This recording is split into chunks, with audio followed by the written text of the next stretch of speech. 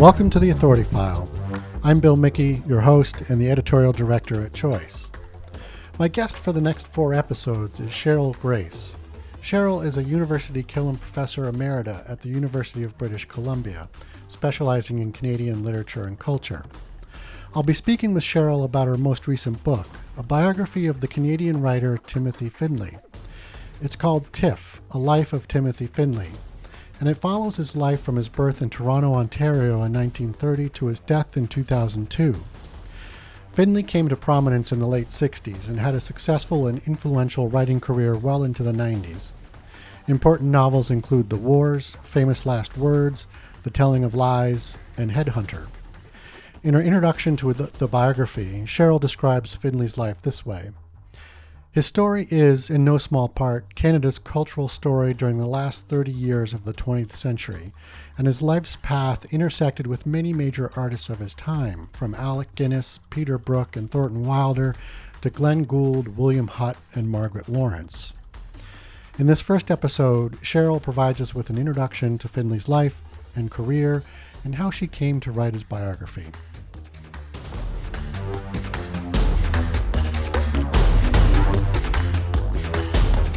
Okay, Cheryl Grace, welcome to the program. It's lovely to be with you. Thank you. So for those listening who may not already be familiar with Timothy Findley, would you care to give us an overview of his career? Who really was Timothy Findley? Well, Timothy Findley, nicknamed Tiff by family and friends, was born in 1930 to a middle-class Toronto family with some illustrious ancestors. He grew up in a home where there was a lot of music and literature and always animals. He was deeply affected by World War II and by his father's absence at that time. He left school in grade 10 and knew even then that he wanted a life in the arts, trying ballet first and then theater, and finally deciding he was a writer. And we'll get to more about that decision. He began to write fiction plays in the mid-50s, but it took years before he really got any recognition for his fiction writing. Mm-hmm. And that was with his third novel, The Wars, in 1977. He went on to win all sorts of awards, national and international, to have many honorary degrees. Ironic, perhaps, for a dropout from grade 10. And then he died in 2002 in France, actually, at the age of 71. He had a troubled life in many ways. He drank heavily, a real drinking problem. He smoked a lot, but then people did smoke a lot at that time. Right. And he also was, I would say, hypersensitive to various social issues. These will come up in his fiction. We'll talk about them later, I think. He was profoundly concerned. He couldn't just dismiss or relax about environmental challenges, censorship, fascism, violence. They bothered him deeply and all the time, and he took them very seriously. So that, in a nutshell, is the life of a man who went on to become a very famous writer, nationally and internationally. Great. And so when you say hypersensitive to those issues, how did that sort of manifest itself? Oh boy, well, I am worried about the environment, but I don't lose sleep over it. Mm-hmm. And I don't write my thoughts down in a journal, ranting about politicians or ranting about this. I don't write the newspapers. He became quite a public intellectual. Right. He would speak out on issues like this and fight that way. He was not an activist in the sense that we would use the term today. Mm-hmm. But he would lose sleep over it. He would be in despair over the death of the whales in the St. Lawrence River or in the Arctic. He took these things deeply to heart in ways that I think the rest of us who are concerned don't. Right. Okay. How did you come to be interested in his life and career? I began teaching Findley with the Wars in 1977 and followed his writing and publishing career from that point on without really thinking seriously or much at all about who Timothy Findley was. I'm of an age when the doctoral training and university training English professors were receiving was one in which the author was dead. Mm. You weren't supposed to talk about the author or worry about the author. As we all know, these fashions changed, and over my career, they changed radically. And students began to ask questions about who this person was who was writing these particular novels, particularly the fiction, Mm-hmm. and why he wrote this way, because clearly this particular writer hit home for them, young people in their 20s, even undergraduates, but certainly graduate students. He resonated with them, and I became curious. I mean, I've been a professor all my career, and when my students ask questions and are curious, that's a message. Yeah. You go out and you find out so you can answer them and discuss with them. What was it about his writing, you think, or that novel in particular that resonated with your students? Oh, they'd be the best ones to answer that question, but they're Okay. not with me now. I miss them, but I'll think back to a seminar, graduate seminar, teaching a novel that I wasn't terribly fond of myself. It's a very tough novel. It's called Headhunter. Uh-huh. And I was just amazed at the reaction of those graduate students. And in that particular seminar included a graduate student from Europe, and they all seemed to be on the same page. That novel was saying things to them that they felt they were seeing in the world around them Mm. about pandemics and plagues, Mm-hmm. about violence against children, Mm-hmm. about a corrupt medical and psychiatric system. So it was a world in danger, and a world that was Finley's response to Joseph Conrad's Heart of Darkness. Mm. He spoke of it as the Heart of Darkness in Toronto, and they got it. Okay. And so I went back and rethought my own reactions to that particular novel, and that was certainly a turning point for me. That this meant a lot to these guys. So let's work on this writer. Other writers didn't hit them the way this one did. Right. So in the introduction to your book, you write, "I wanted to know him to understand, if I could, what shaped this man into the writer and witness he was. This question came to a head in 2007 while I was teaching the wars. So what happened? What brought that question to a head? Well, it was these graduate The students. students? Yeah. Okay. Absolutely, yeah. Hmm. And then their inquisitiveness inspired you to dive deeper Oh, into Finley. Yeah. yeah, yes. Okay. So, as a result, years of research went into your book, fieldwork, archival research, interviews. I'm wondering if you can kind of, briefly kind of walk us through each of those types of research that you performed to put this book together. I'd love to do that because that's the stage at which, for me, writing a book is just wonderful. It's Hmm. fun. It's inspiring. It's an adventure story. It's a mystery story. Right. It's detective work.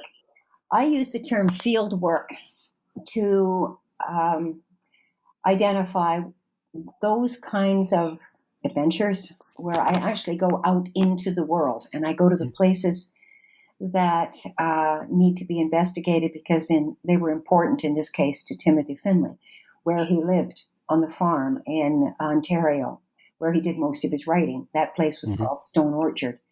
So I began with that particular piece of field work, but I followed his footsteps to many other places in the Northwest Territories, in the United States, in England, of course, in London, because he would live in London for a number of years, and then in France, to the beaches of Dieppe, about which he writes with again, that kind of passion and rage, because he couldn't just treat it as a mild problem, what happened at that time.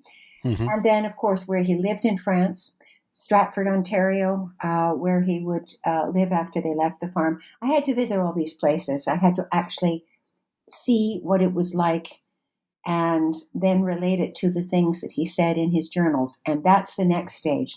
In the case of this writer, Timothy Findley, he kept journals. There are thousands of pages of journals, all handwritten, held in the Wow. archive in Ottawa, Library and Archives Canada. Now, I began my career working in an archive on Malcolm Lowry and fell in love with archival work and with archivists who I think are among the world's greatest people and librarians. I mean, where would we be in our world without libraries and archives? And they are always institutions threatened when violence breaks out and somebody's invading somebody else's country. Mm.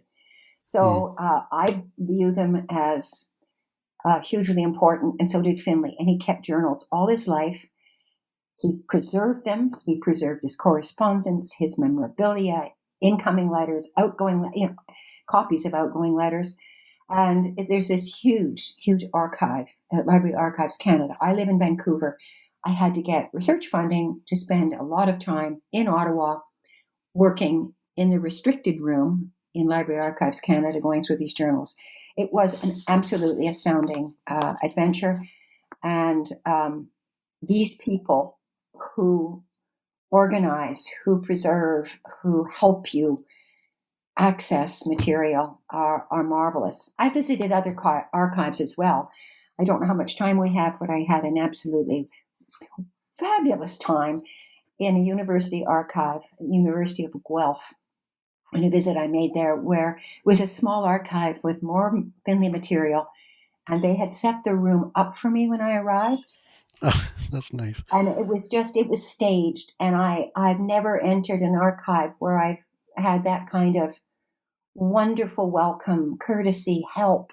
It was all there, Yeah. including a huge puppet from one of Timothy Findley's plays, which had been donated to their archive.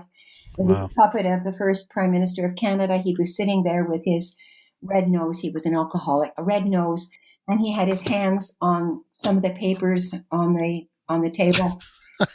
Marvelous, marvelous, marvelous. Anyway, That's fantastic. yeah. So those are that's the archives. Well, interviews. Well, I interviewed, as you can see from the book, many, many, many people, and Mm. here again, my thanks to them. They were generous, patient, some of them hugely generous with their time and with things they had. The most important of the interviewees was, of course, Finley's partner, William Mm. Whitehead, who had to give me permission to all those restricted documents. He did. He answered hundreds of questions. We met in person many times and on the phone. He was a Luddite like myself, so we used the phone a lot.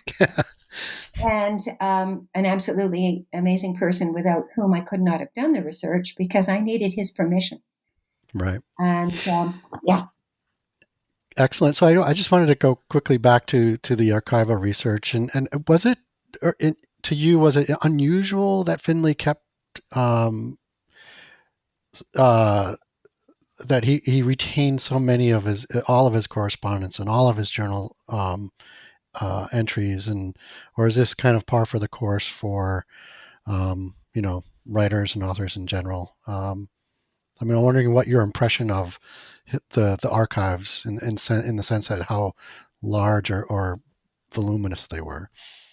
my sense is that Finley was not unique, but unusual in this sense to have such a massive archive of journals. Letters, yes, Hmm.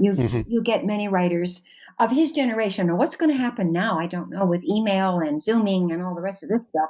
Right. How this will be preserved, but if you have actual documents, paper and real objects, then it's certainly not uncommon to keep letters and memorabilia and manuscripts with, revisions and this kind of thing.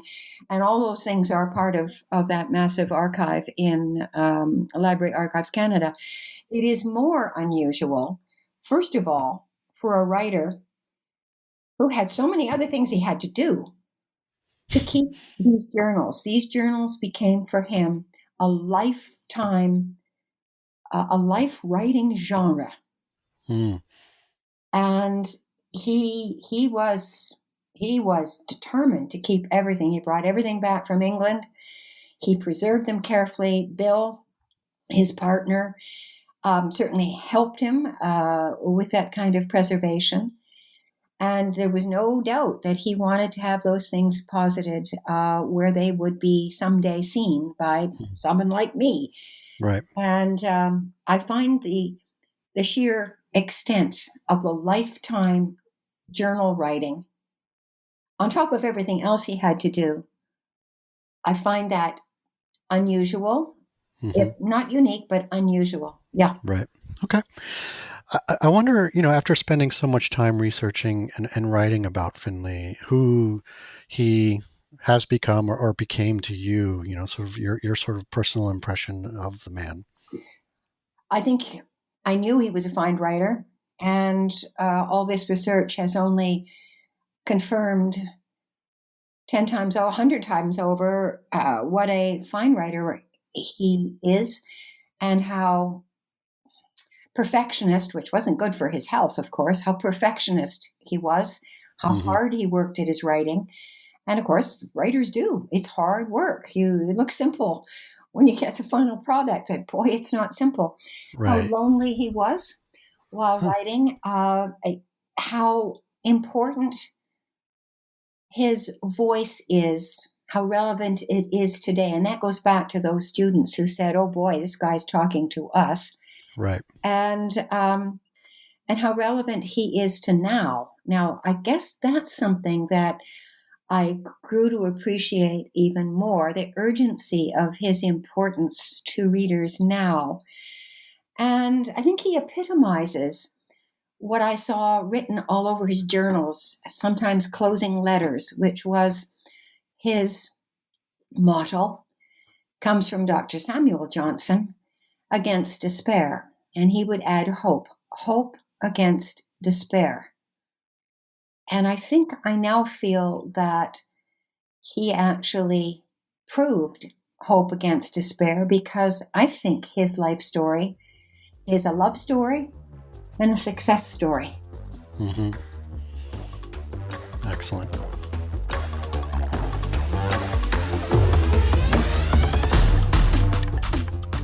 You just heard from Cheryl Grace. Cheryl is a University Killam Professor Emerita at the University of British Columbia, specializing in Canadian literature and culture. Cheryl's most recent book is the biography on the Canadian writer Timothy Findley, called TIFF, A Life of Timothy Findley, published by Wilfrid Laurier University Press, the sponsor of this series.